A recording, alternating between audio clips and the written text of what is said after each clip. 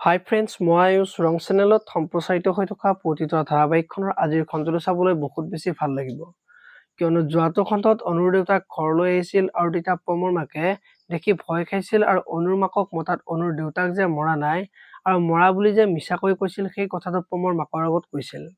আৰু প্ৰমৰ মাকে আপুনি ইমান ডাঙৰ এটা কথা কেনেকৈ মিছা ক'ব পাৰে বুলি অনুৰ মাকক কৈছিল আৰু তেতিয়া অনুৰ মাকে মই যি কৰিছো এই ঘৰখনৰ বাবে কৰিছিলো বুলি প্ৰমৰ মাকৰ আগত কোৱা দেখিবলৈ পাইছিল। আৰু আজিৰ খণ্ডটোত অনুৰ দেউতাক আজি উভতি যাবলৈ ওলাব আৰু তেতিয়া প্ৰমৰ মাকে দেউতাকক থাকিব দিবৰ কাৰণে ক'ব।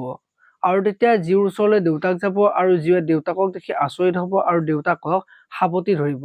আৰু ইমান দিনে তুমি ক'ত আছিলা, আমি মৃত্যু হোৱা বুলিয়ে ভাবি আছিলো বুলি দেউতাকৰ আগত কোৱা দেখিবলৈ পাব। আনফালে প্ৰমৰ মাকে অনুক ফোন কৰিব আৰু দেউতাক অহা কথাটো অনুক ক'ব। আৰু তেতিয়া অনুৱে অফিচৰ পৰা কাকো নোকোৱাকৈ ঘৰলৈ আহিব আৰু ৰিদ্ধিমাই অনুক পিছফালৰ পৰা মাতি থাকিব।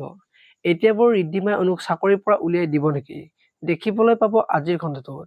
আপোনালোকে প্ৰতিটো ধাৰাবাহিকখন চাই কেনেকুৱা পায় কমেণ্ট কৰি জনাব।